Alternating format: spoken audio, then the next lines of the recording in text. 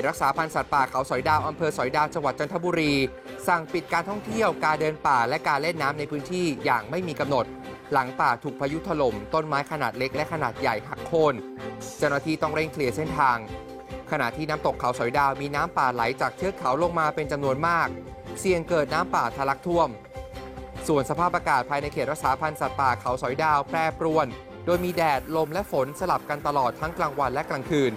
ทำให้เสี่ยงเกิดอันตรายกับนักท่องเที่ยวเขตรักษาพันธุ์สัตว์ป่าเขาสอยดาวจึงจำเป็นต้องปิดป่าเพื่อเฝ้าระวังสถานการณ์และจะเปิดให้นักท่องเที่ยวเข้าทำกิจกรรมได้อีกครั้งเมื่อสถานการณ์กลับเข้าสู่สภาวะปกติ